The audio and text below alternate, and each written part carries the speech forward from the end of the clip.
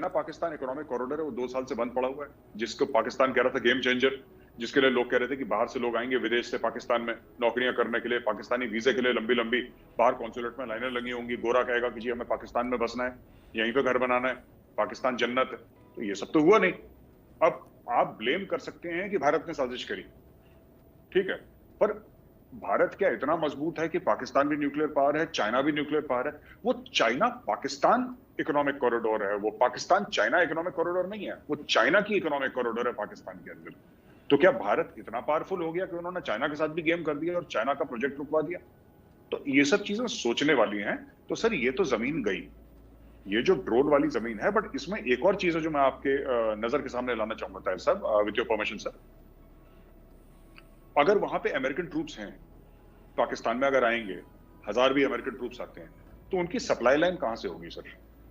उनके, क्योंकि बाहर से खाना आएगा उनके लिए, बाहर से हर चीज आएगी, हैवी मशीनरी आएगी, they are an equipment heavy army sir, है ना? तो इक्विपमेंट हैवी आर्मी है, उनके ट्रक से ये सब हवाई जहाज से इतना सामान नहीं आ सकता। ये आएगा कहां से सर? अगर ये सी रूट से आता है, अगर ये सी रूट से आता है सर, तो क्या ये पाकिस्तान के पास 2 पोर्ट हैं, एक बिन कासिम है कराची वाला, वो किनियारी बिन कासिम दैट एरिया सर, जहां पे पोर्ट उनका पूरा बना हुआ है, दूसरा इनका है गवादर। अब अगर बलूचिस्तान में ये लोग एयर बेसिस दे रहे हैं, तो इसका मतलब अमेरिकन के लिए कन्वीनियंट होगा कि गवादर पे रुकेगी अमेरिकन शिप्स। अब ये देखना है कि साहब चाइनीज को कितना अच्छा लगेगा या कितना बुरा लगेगा कि अमेरिकन शिप्स उनके पैसे खर्च कराए हुए उनके पोर्ट पे आके रुकते हैं और वहां से उनकी यूएस आर्मी को या यूएस एयरफोर्स को सप्लाई करते हैं। क्योंकि फाइटर जेट्स चलेंगे तो साहब एविएशन फ्यूल चाहिए उनको।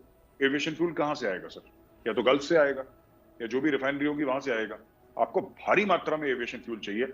अगर वहां पे फाइटर जेट्स होते हैं सर, तो हर सुबह वहां पे सॉर्टीज वो होंगी, टेक ऑफ टेक ऑन करेंगी। वहां पे लोकल प्रोटेक्शन के लिए आपके मरीन्स होंगे, आपकी आर्मी वाले होंगे, आपके हर किस्म की चीज होगी सर वहां पे। Each and every single thing will be there.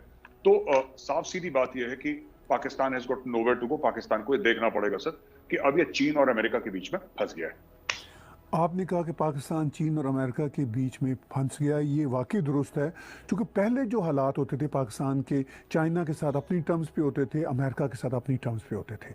अब जो अमेरिकन वहाँ पे अफ़गानिस्तान की थे, ख़ास तौर पर जैसे वो विड्रॉल कर रहे हैं, वो चाहते हैं कि अपनी प्रेजेंस रखें, लेकिन दूसरी सतह पे हम ये भी देखते हैं, मुझे जो इन्फॉर्मेशन मिल रही है गौरव भाई पाकिस्तान से, पाकिस्तान की इस्टेब्लिशमेंट इस बात पे खुश भी है कि चलिए हमारे किसी तरह से तो अमेरिका के साथ फिर तल्लुकात इस्तवार हुए।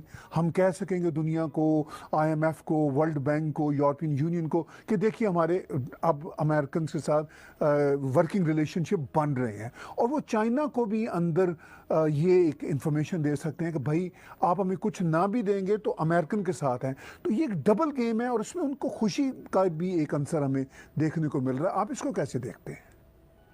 नहीं, मैं वैसे ही देखता हूँ उसको जैसे ताहिर साहब आप देख रहे हैं। इसमें कोई आपके और मेरी राय में कोई फर्क नहीं है।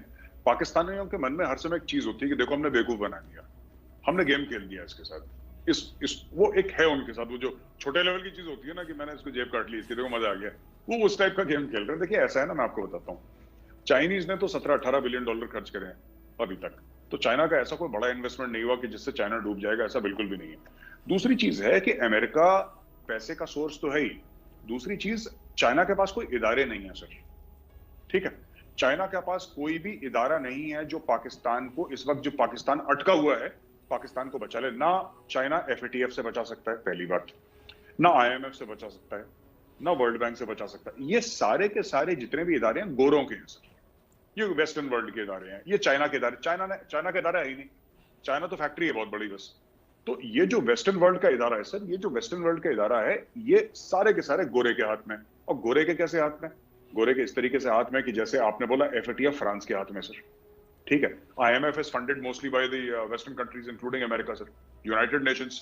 तो आपको गोरे से तो टकराना ही है, व्हाइट मैन से आप नहीं छूट सकते। आप व्हाइट मैन से नहीं छूट सकते। आप ये सोचें कि चाइना एफएटीएफ से कैसे बचा लेगा? तो पाकिस्तान ये भी सोच रहा है। दूसरी चीज ये है कि अगर अमेरिका से ठीक हो जाएगा तो फिर सब इंडिया से ट्रेड शुरू हो जाएगी ना सर। इंडिया से ट्रेड शुरू हो जाएगी इंडिया के साथ, क्योंकि अमेरिका है वहां पे। फिर थोड़ा बहुत जापान से भी आ जाएगा, थोड़ा ऑस्ट्रेलिया से आ जाएगा, थोड़ा कनाडा से आ जाएगा, सब कुछ आ जाएगा। और ये जो आएगा और अमेरिका की जो टर्म्स एंड, अमेरिका ने एड दी है सर, चाइना ने लोन दिया है Tahir sahab, let's be very clear.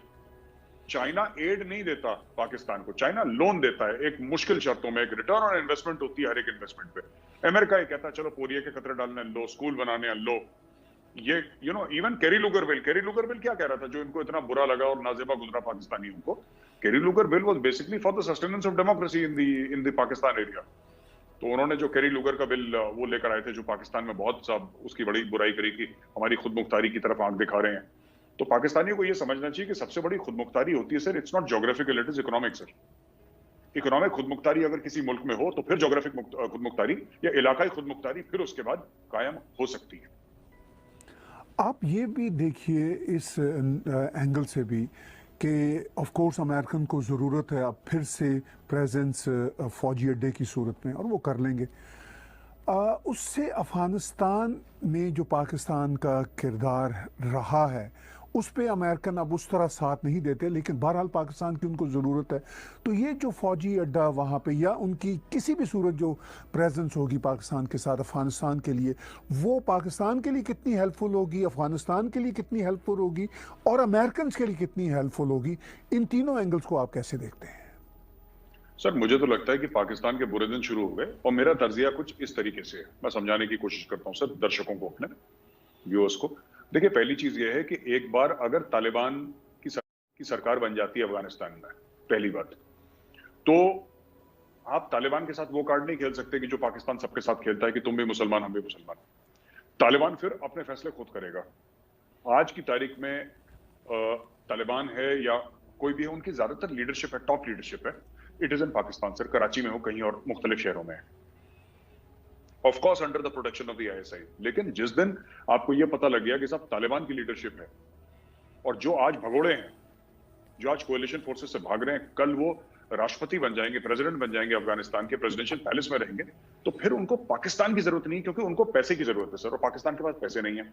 दूसरी चीज चाइना को भी कोई रिक्वायरमेंट नहीं है सर पाकिस्तान की कि वो अफगानिस्तान में आए। China does not need Pakistan, China can find its own way, right sir. China के ईरान के साथ मुआहदे अलग हो रखे हैं $400 बिलियन के। American will control Afghanistan because ये नेचुरल रिसोर्सेज, जो अमेरिकन रिपोर्ट्स कहती है कि बहुत जबरदस्त ट्रिलियंस ऑफ डॉलर्स के नेचुरल रिसोर्सेज अफगानिस्तान में। और दूसरी एक और चीज मानते हैं लोग कि sir next attack if it emanates on American soil will eminent from Afghanistan. जो हमला होगा हो सकता है कि अफगानिस्तान या फिर ट्राइबल एरिया से। और चौथी चीज जो काफी लोग इसको कंसिडर नहीं कर रहे सर, जो मेरे दिमाग में खटक रही है ताहिर साहब, और I don't know, please correct me sir if I am wrong, ये जो पश्तून तहफ़्फ़ुज़ मूवमेंट का पूरा मामला है ना, और ये जो लगातार जो आप ये देख लें कि जो अफगान फोर्सेस हैं, चाहे वो तालिबान के फैक्शंस की, चाहे वो अफगान आर्मी की, जो पाकिस्तानी आर्मी को ड्यूरेंट लाइन के आसपास ठोके जा रही हैं रोज, ये भी इम्कान है sir, this is also an indication towards the future कि फ्यूचर बड़ा ब्लीक है।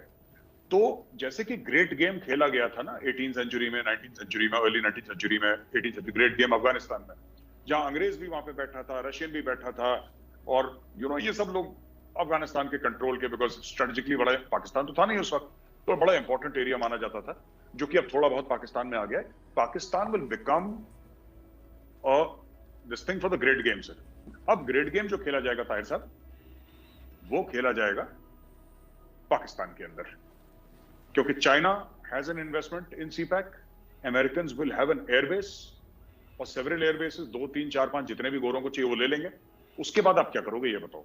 You can not do anything.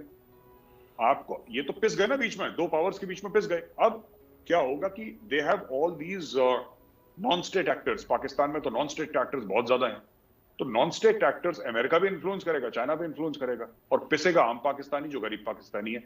ये फ्यूचर मुझे दिखाई दे रहा है sir, with respect to Afghanistan and with respect to what is happening in Pakistan.